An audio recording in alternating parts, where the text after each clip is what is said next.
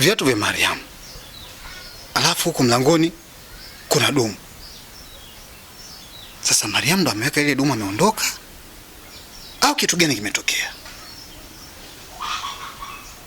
Wewe Mariam? Mariam? Mariam? Sasa mpumbavu atakuwa ameenda wapi? Hebu ngoja nimpigie simu. Inawezekana ametoka kidogo.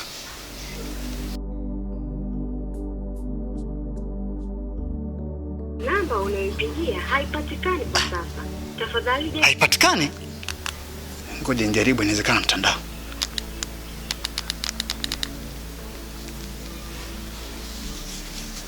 Namba unayopigia haipatikani kwa sasa. Tafadhali. Tena amezima simu huyo. Hapa ngoja nimpigie Salma. Inawezekana wako naye. Salma huyo.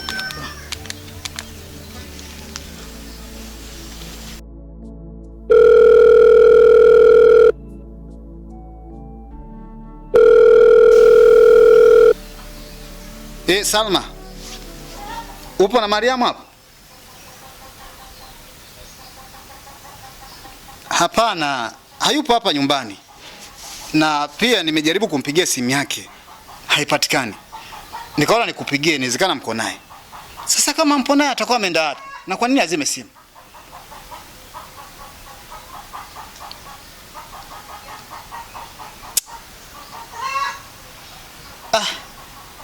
Ila mimi na mashaka. Isije kuwa ndo kabadilika kuwa ile dumu ambayo nimelikuta hapa mlangoni. Kwa sababu hapa mlangoni nimekuta kuna dumu. Na viatu vyake nimevikuta viko hapa. Lakini yeye haonekani, nimejaribu kumuita, simu yake napiga haipatikani. Bwana. Mimi nilikuwa nakuulizia hivyo tu. Baadaye.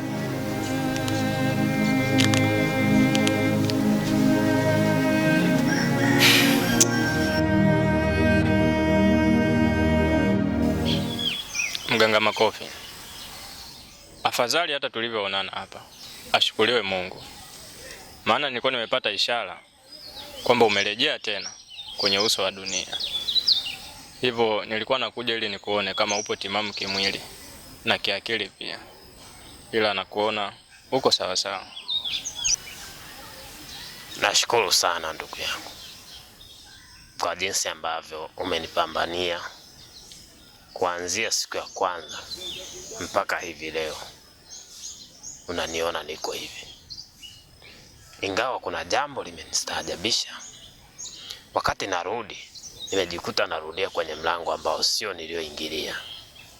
Na maanisha kwamba sehemu niliyotokea sio ile ambayo nilifukiwa au nilizikwa.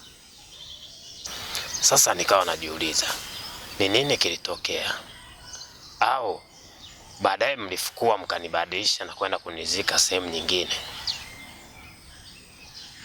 Ni kweli. Ulipotokea sipo ulipoingilia. Na hii ni kwa sababu wakati ndugu yako Kikofia anakuzika, yule jini alikuwepo na alishuhudia kila kitu. Hivyo baada ya kuondoka akafanya ujinga wake, akakubadilisha na kukupeleka sehemu nyingine. Kwa hiyo tumepigana sana, tumekilikishana mpaka kuhakikisha unarejea.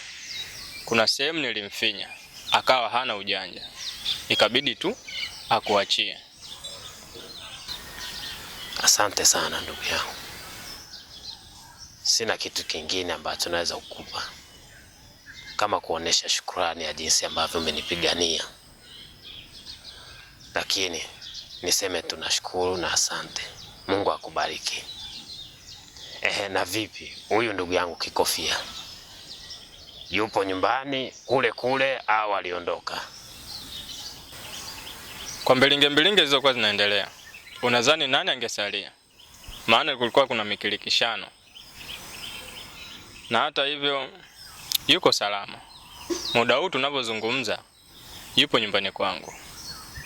Cha msingi na cha kuzingatia kwa sasa, inatakiwa wewe uende nyumbani kwangu ukaonane naye.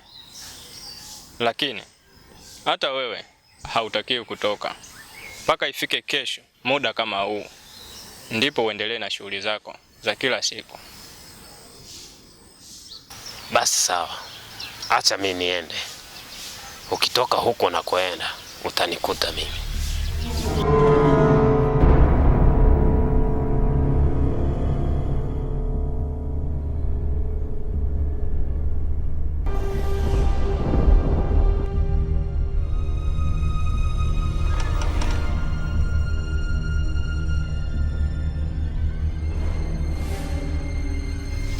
Kisauti, mimi nimekukosea nini? Mbona nifuatilia sana? Najaribu kukukwepa lakini wewe unaning'ang'ania. Unanitaka nini? Unafikia hatua ya kuniroga. Unanifanyia mazingaombwe. Unanitumia minyoka. Umeona haitoshi, umeamua kumbadilisha shemeji yangu kuwa katika hali ya dumu. Unafikiri siyajui hayo? Na yajua yote. Kisauti, sitaki ugomvi na wewe. Na kuamrisha, hii ni amri na sio ombi. Kambadilishe shemeji yangu arudi katika hali yake ya kibinadamu. Kama mawazo yako ni kuniroga mimi, uchukue ile nyumba yetu. Mimi nakwambia, mizimu ya wazazi wangu haitakusamehe. Kwa sababu ile nyumba mimi nimeachia urithi, sijajenga mimi. Unataka udhulumu mali ya familia yangu kwa sababu tu ya tamaa zako. Mimi nakushauri Kisauti. Tena nakushauri nikiwa na maanisha. Fanya kama nilivyokuambia. Ukishindwa, nitatangaza katika mtaa wetu mzima. Kila mtu atajua kwamba wewe ni mchawi na unataka kuniangamiza. Sele, kuhusu kwenda, siwezi kwenda. Bali, inatakiwa uende wewe mwenyewe. Alafu Sele, unadhani ni binadamu gani kwenye hii dunia anaweza kutoa msaada kwa mtu bila hata ya kuhitaji malipo? Jibu ni hakuna. Lakini mimi nimefanya hivyo. Nakusaidia, lakini wewe unanituhumu kwamba mimi nakuharibia na kuloga. Ulishawahi kunikuta na loga? Na kuhusiana nyumba yenu, mimi siitaki. Ya kazi gani mimi? Nimechangia hata simenti? Je, nilishawahi kuleta hata kipande cha tofali? Hapana. Inatakiwa unielewe. Mimi sina ugomvi kabisa na wewe. Bali tu nakusaidia. Kisauti, ni msaada gani ambao unaleta kwenye familia yangu? Yaani, unajidai unatupa msaada wakati unataka kutuangamiza. Mimi sitaki kuimba sana ngonjera Kisauti. Nimekuja hapa kwa nia nzuri. Nataka ufanye kama nilivyokuagiza. Mariamu arudi kwenye umbile lake, nyumba yetu ibaki salama. Usitufuatilie. Bila kufanya hivyo, nitafanya kama nilivyokuahidi. Kila mtu atajua kwamba wewe ni mchawi. Na kuamuru, nenda kafanya hivyo tena sasa hivi. Sele, narudia kwa kusema tena. Mimi siwezi kwenda nyumbani kwenu. Ila tu kuna jambo nitakuelekeza.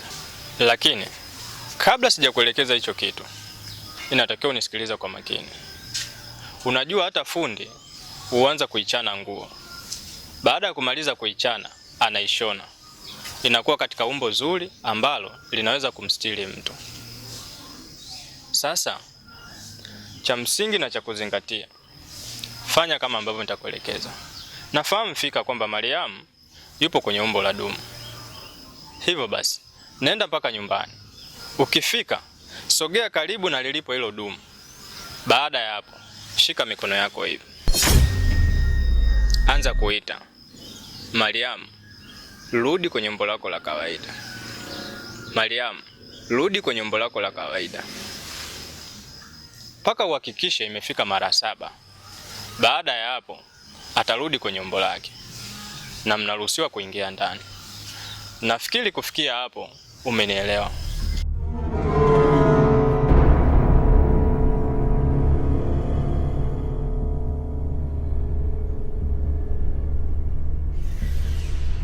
Sasa wewe mpumbavu, ole wako.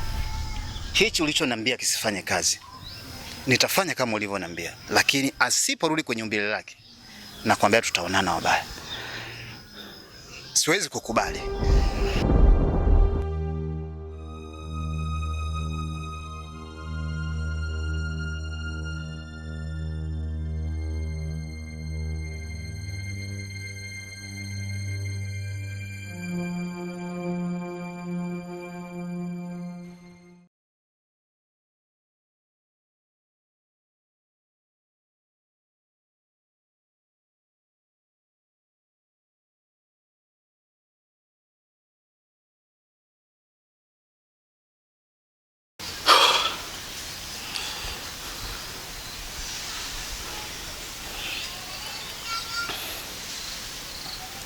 shemeji yangu Mariam, kama wewe ndio umebadilika kuwa dumu, na kuamuru urudi katika umbile lako.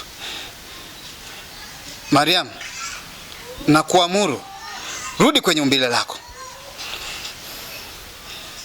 Na kuamuru Mariam, kama kuna mtu mbaya amekubadilisha kuwa kwenye umbile ulilonalo, rudi kwenye umbile ambalo tumekuzoea. Shemeji yangu Mariam, rudi kwenye umbile lako. Mariam, na kuamuru kwa mara nyingine, rudi kwenye umbile ambalo tumekuzoea. Shemeji yangu Mariam, na kuamuru, kama kuna mtu ameamua kukufanyia hicho kitendo, basi rudi kwenye umbile lako.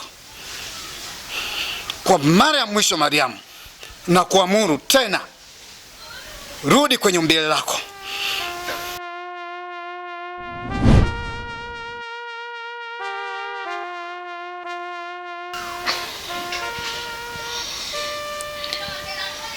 Shemeji, kwani nimekutwa na kitu gani? Mbona najikuta nipo hapa mlangoni? Sielewi chochote ambacho kimenipata.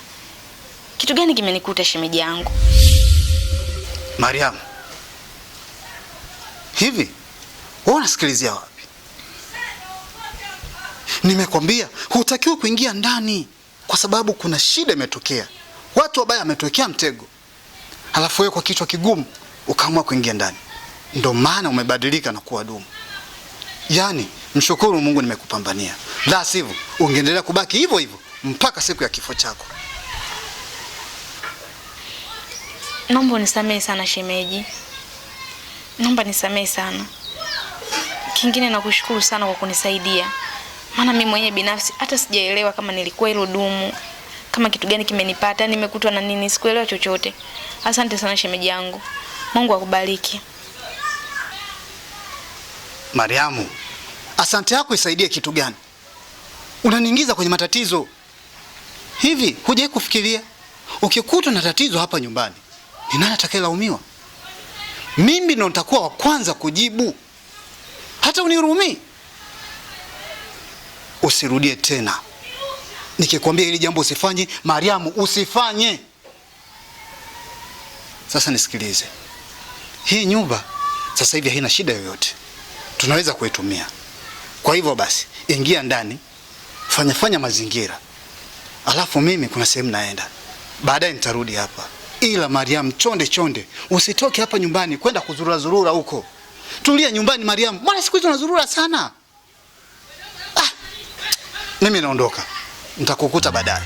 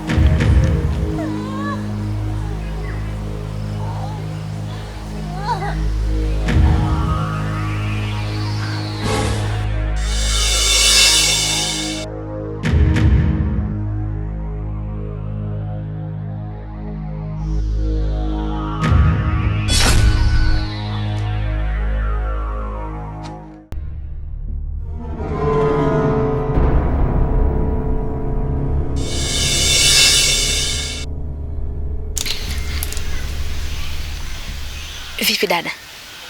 Umefanikiwa?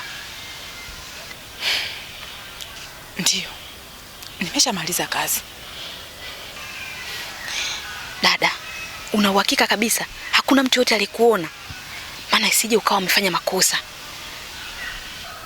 Mariam, nilipofika eneo la tukio, nimehakikisha kabisa. Naangalia pande zote nne na nimehakikisha hakuna mtu yoyote. Ndipo nikaendelea na kazi yangu. Dada, mimi nakuuliza kwa msisitizo kwa sababu mimi naogopa. Kama kuna kosa lolote lile umefanya, yani namaanisha kwamba mtu yoyote amekuona, tukaja tukakamatwa na mapolisi, mimi nakukana. Yani nasema kwamba sijui chochote kuhusiana na hili jambo. Nina uhakika kabisa hakuna mtu yoyote aliyoniona. Kwani analingia nini? Ni ule weupe wake? Sasa kama hiyo ndoa akaifungie kuzimu, tunaweza kuondoka. Maana kwa sasa ili eneo si salama. Twende.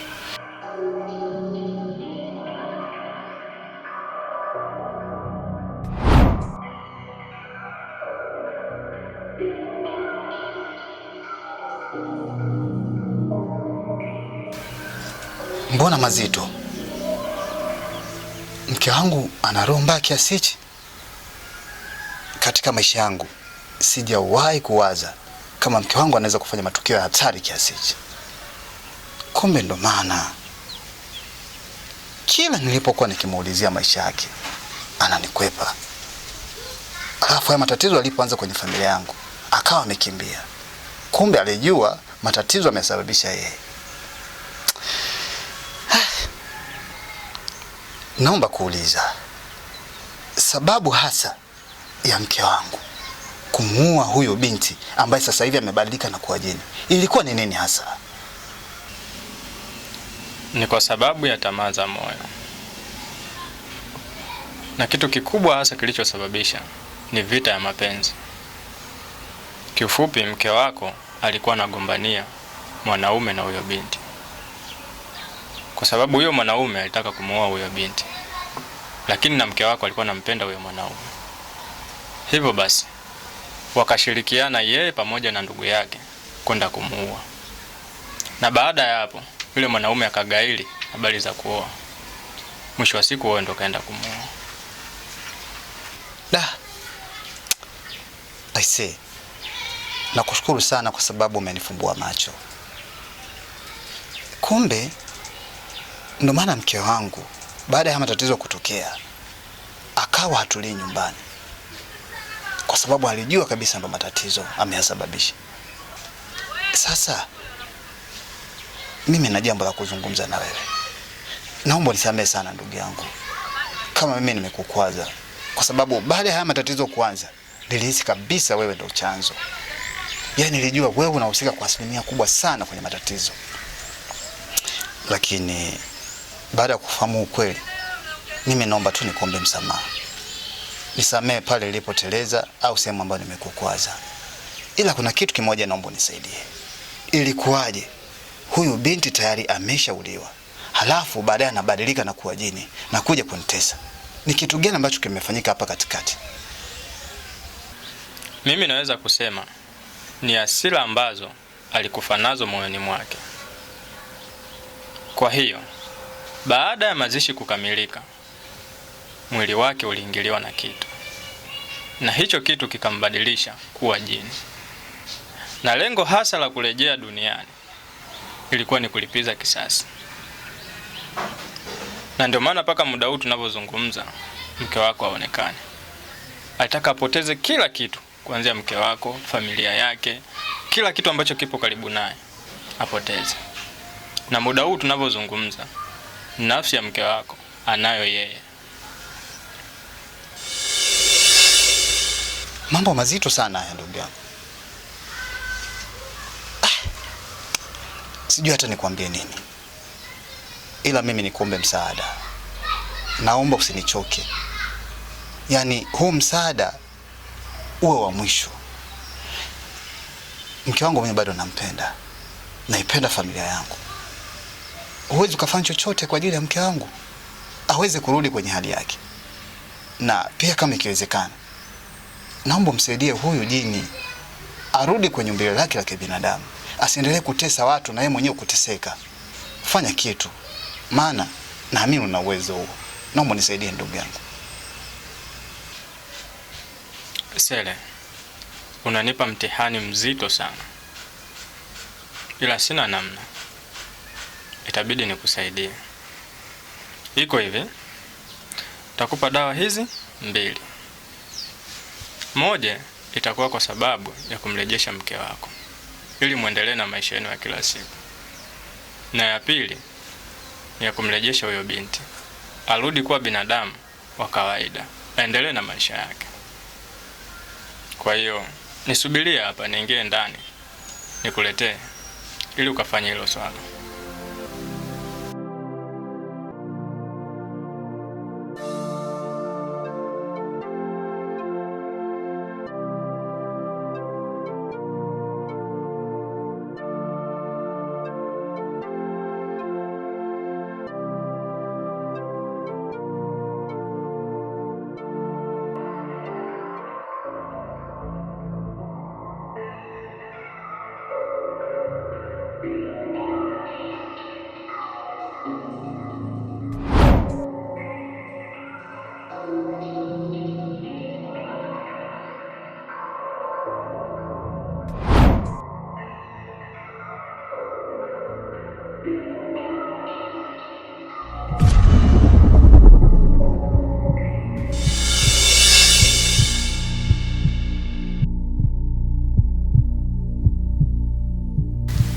Wewe ni nani?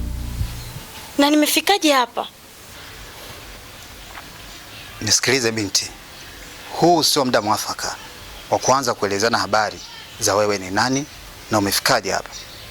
Cha msingi, ingia ndani na kuja kukupa nauli uende kwenu, na pia nitakwambia kila kitu ambacho kinahusiana na wewe. Cha msingi, nyanyuka, ingia ndani.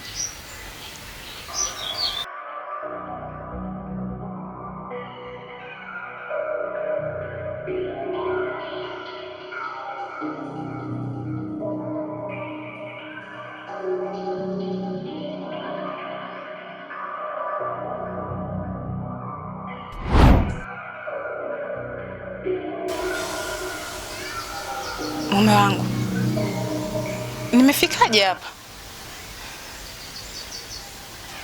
Hilo sio jambo la kuzungumzia kwa sasa. Unachotakiwa, ingia ndani. Kuna kitu cha muhimu sana inabidi tukafanye kwanza. Hebu twende ndani.